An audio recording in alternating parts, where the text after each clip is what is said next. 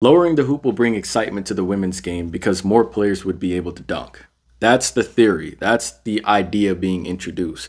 But I think we have to first take a look at what we categorize as exciting, because most of the time, no one's willing to give WNBA players or women basketball players props for anything, really. Because a player could do this and still face slander in the comment section because the dunk wasn't quote unquote exciting. So it seems like what everyone categorizes as exciting are the flashy dunks, the posters, the alley-oops, the tomahawks. So I guess we can all agree that flashy dunks make the game more exciting. I notice this idea keeps getting reintroduced, but I feel like people aren't asking the right question. So instead of responding to each individual comment on social media, I figured why not answer it in a more public place? The question being, would lowering the hoop actually work? The short answer is no. Absolutely not. No, actually. To be fair, it's yes and no. But it would only be yes if the idea was actually based in common sense. Why no? I'll give you a couple of reasons. The first being because it is devoid of logic. I'm really confused as to why people think it's a smart idea to change the control variable, in which this case is a standard professional basketball hoop. For some reason, people believe that by lowering the height of the hoop, players would be able to jump higher. Like, we're failing as a society, okay? But I'm not obstinate to this reasoning, okay? Because the reason why most people believe that is because they believe the average WNBA player has above average athleticism already. So decreasing the height of the hoop would be like meeting them halfway. But like most assumptions, this isn't true. And that's why lowering the hoop wouldn't work, because the players aren't that athletic. Now you might be wondering, how do we know this is true?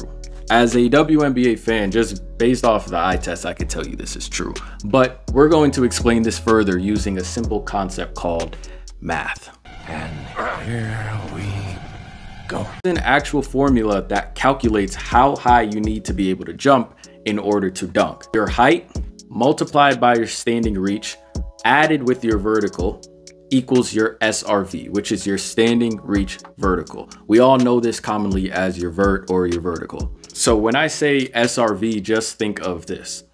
So let me give you all a quick example of this using myself, all right? I'm 5'10", I multiply that by my standing reach, which is a universal measurement for all of us, so 1.33, about a third of your height. Added with my vertical of 35 inches, I have a standing reach vert or an SRV of 128 inches. Now remember, a standard professional basketball hoop is 10 feet, 120 inches. But in order for you to be able to dunk, your hand has to be at least 6 inches above the hoop. So that means the dunk height, let's just call it the dunk height. The dunk height of a standard basketball hoop would be 126 inches. Meaning I can dunk on a 10-foot hoop, but with my vertical now, I'd have just about a 2-inch clearance on the hoop. So yes, I can actually dunk, but definitely not like how I used to. Now, the WNBA doesn't have an annual draft combine, which in my opinion is needed because it would definitely help with what we're talking about now. But the information in terms of players' physical abilities isn't as dissected and documented as it is for NBA players. However, the WNBA's average vert was 19 inches recorded back in 2019. And as a WNBA fan, again, I don't think that number has changed much, but just for the sake of this argument, let's just add some inflation, okay? So let's say the average WNBA player's vert was 23 inches. Using the same equation, we take the WNBA's average height, which is 72 inches, multiply it by the standing reach of 1.33, add on the 23-inch vertical, and we get an SRV of 118 inches. So for the average WNBA player, they fall about 8 inches short of a standard basketball hoop. But the argument is, let's lower the hoop so that players would be able to dunk. And the most common heights I see are 9.5 feet and 9 feet. So if the hoop was lowered to 9.5 feet, this would require a dunk height of about 120 inches, which the average WNBA player with an SRV of 118 would still miss. But let's go to a 9-foot hoop with a dunk height of 114 inches. This would mean that the average WNBA player would be able to dunk on a 9-foot hoop. And in an odd turn of events, wait, hold on, you guys are actually right. I'm lying, I'm dying. But you said the players would be able to dunk on a 9-foot hoop. Yes, they would.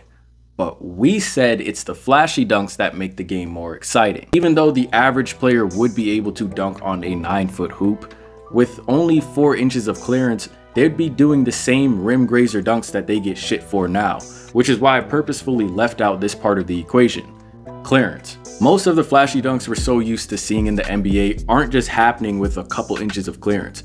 Most of the time, these players' SRV are way higher than the actual hoop. Like, take the Anthony Edwards dunk over John Collins. Remember that baptism? AE's SRV at the time of that dunk was 11'4". That's 136 inches, meaning AE had at least 10 inches of clearance on the actual hoop. Now, obviously, that's Anthony Edwards. Not all of our calves look like arms, but the flashy dunks we're so used to seeing in the NBA, they're happening with at least 7 inches of clearance. The second reason this wouldn't work is because we can't just skip over the fact that we'd be doing more harm to the game than good. Let me just say this is one of the main reasons I argue against this idea. It's this dismissal of the other effects lowering the hoop would have on the game overall. Some of you might be familiar with the name Tim Grover, and if you don't know, think Michael Jordan and, God rest his soul, Kobe Bryant's trainer. Grover, during an interview, shared a story of how Kobe was warming up before a game and he felt like something was off with the shooting. So he beckoned to one of the maintenance dudes to check out the hoop. Grover explained that the hoop was 2 millimeters out of position. Obviously, Mr. Bryant was a mad scientist, but as a player, if Kobe felt like his shooting was off because the hoop was 2 millimeters out of position, how do we think other players are going to feel if the hoop is a whole foot out of place? You're barely changing the probability of more players being able to dunk, and now you're going to invite a whole group of other problems? Because if you're saying that players are only going to be playing on a 9-foot hoop at the professional level,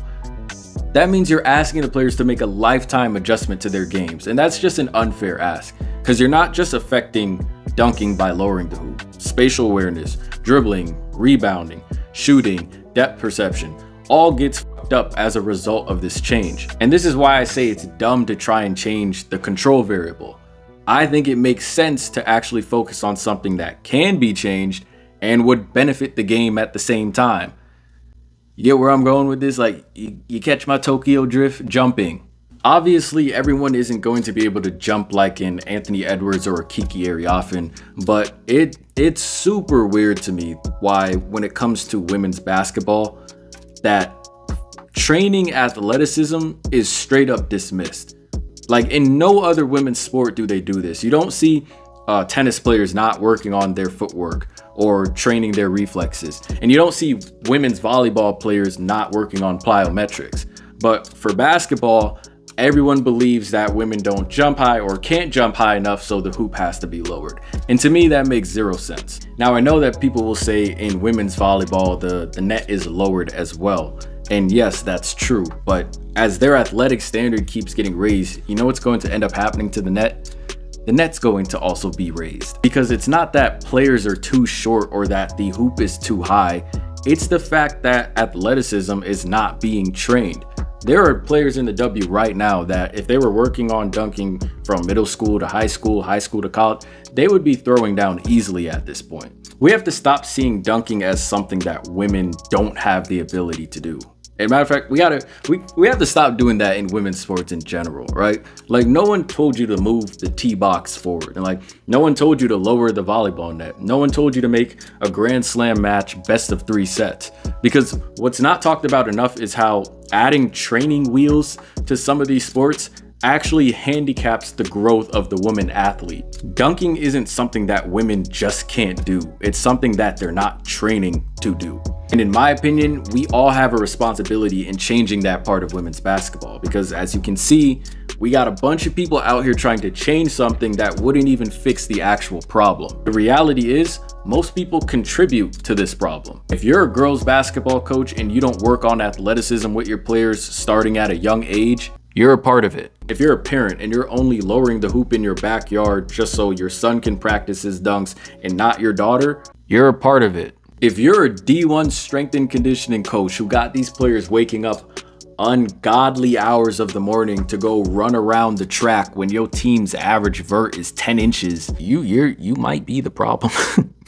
If you're a pro trainer who elects to only work with the men's players because the benefits are nicer, you're a part of it. If you're a women's basketball trainer who just accepts the status quo, you're a part of it. If you're someone in the comment section who just negatively reinforces everything a WNBA player does, you might be better off with Lucy. I get it, all right? We all understand the value dunking has in the game of basketball, and that's just something that we want to see in women's basketball as well.